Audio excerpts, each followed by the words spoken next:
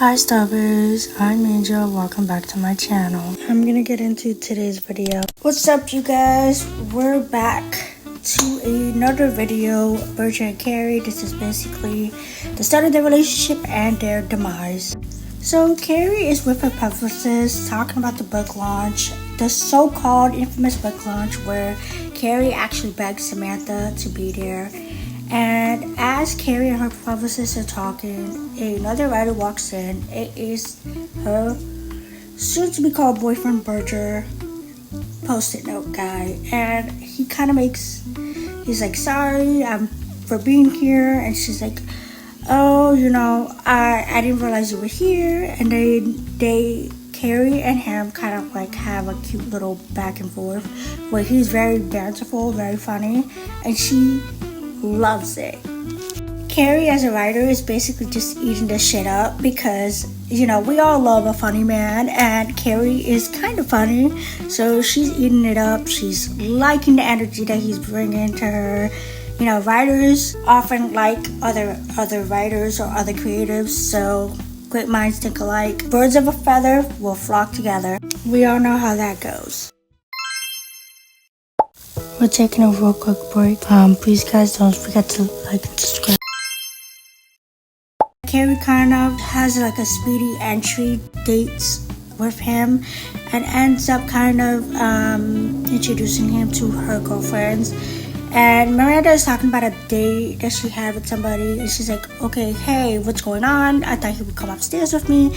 And he kind of lets her know he's just not that into you, and she kind of self-admits that she would have saved 20 years of therapy if she had known that earlier. What I find interesting about this interaction is that Carrie is saying to him, you're fired, because she doesn't really want to hear his opinion. It just kind of sets up the demise of the relationship.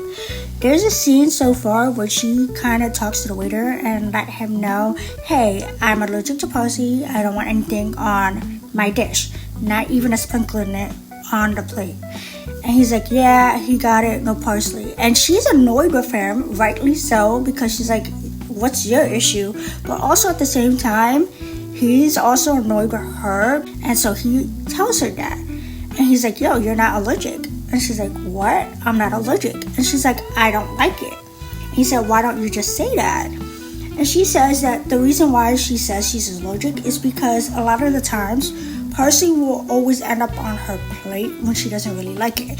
And that is kind of true. Some customers also end up going to a restaurant and she's like, I kind of don't like this, and they'll still put it on there even though they can't have it due to their diet or they just simply don't like it.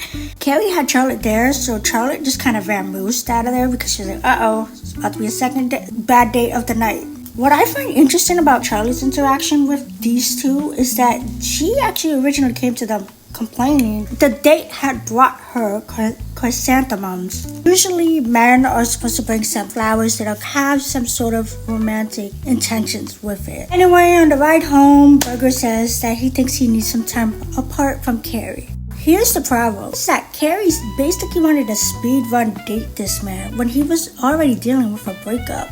The breakup was so bad that this man actually freaking put up a middle finger to his phone when he heard his ex-girlfriend's voicemail. I don't even know why Carrie was shocked at that. So they were supposed to head out for the evening, and he just letting her know that it isn't his night. And this is when Carrie got invited to a big event, and he kind of like gets her there on his motorbike. The problem with what he's doing is the fact that he got her there and then he immediately says that he's gonna take off. He's not showing her emotional support and love and support as a boyfriend.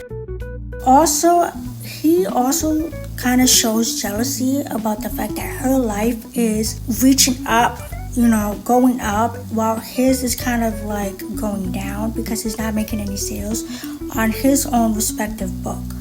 He's also not showing a lot of emotional intelligence by talking to her about it. So anyway, these two get into a tiff about it. They eventually, make up. He brings her flowers. Fortunately for Carrie, they go to bed together, and the next morning she wakes up to a post-it note on her laptop saying, I'm sorry, I can't, don't hate me. And she is shocked bewildered, angry, disappointed, sad. She just can't believe it. He actually ghosted her via post-it note. And she smashes the flowers that he bought her onto the floor. And it's just, she's done. She's done. Now, do I sympathize with Carrie regarding the post-it note? Yes, I do. But now, do I also see Berger's side of the story? Yes, I do. I mean, unfortunately, this is such a sad moment for Carrie, but I can see where he's coming from as well. I mean, there's always going to be a moment where you are talking with somebody and you either A, ghost them because it's something that you're not connecting with them on some level and you just don't want to tell them, or B, you ended up being ghosted with for the very same reason. Carrie actually argues this with a group of Berger's friends, saying that you can tell a woman to her face that you can no longer want to see her. Call me crazy, but I think that you can make a relationship, ending the relationship in a manner that does, that doesn't include an email, a doorman, or whatever. So you guys have to get over your fear of looking like the bad guy and just break up with the person. Have the uncomfortable breakup conversation. And you know what? As a woman, I agree with her. But there are just some people out there that you do not want to fuck with because you kind of see or subconsciously see on some level that they are not a good match for you. They do not match your vibe. They are, they're hiding some crazy. Now, do I think that Carrie should have went up to Berger's friends? No. I think she should have just waved hi and kept it moving. This was also the day that she got broken up with him. She was just trying to enjoy her night out and have some fun. And this is when she basically also ends up being arrested for smoking a doobie. I can't say what it is. She had some flowers on her, let's just say that, okay? And the cops didn't like that. So she eventually shows the post-it note to get out of that simple situation, and it ended up really becoming her get out of jail free card. Unironically, and also Charlotte ends up saying this to her, which is, I love Charlotte for this because she's the queen of optimism here. We love that. Anyway, so here's an interview from Ron, the original actor who played Berger. Said that 15 years after the episode aired, he said that he thinks that the fans are over it. There's something about being in the age of texting and Tinder where a handwritten post-it note is actually kind of old-fashioned and quaint. You put some effort into that. He also says that there weren't a lot of boyfriends who got to do a lot of scenes with everybody. Usually the boyfriends were in the boyfriend ghetto.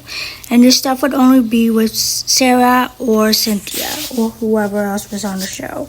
Honestly, he isn't wrong about the fact that Jack Berger put a lot more effort into writing the post-it note versus Carrie, even though they were essentially speed-running dating each other, which wasn't the greatest idea. That also plus the fact that they were saying to each other that they have a lot of zazazoo with each other, which is basically a lot of butterflies, a lot of chemistry, which also translate into not having enough chemistry in the bedroom.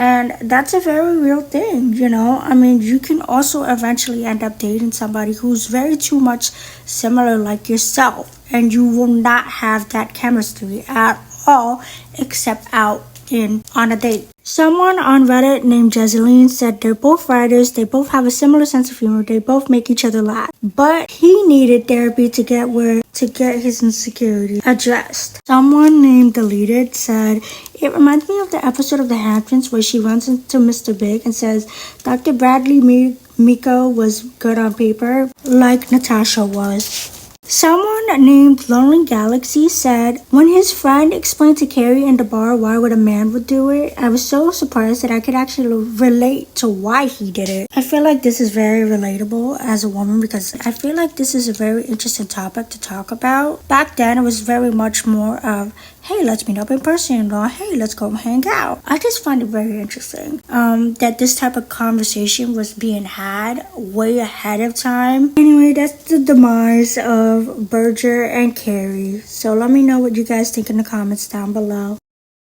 Alright, Starbies, that's the end of today's video. Peace out, see you later.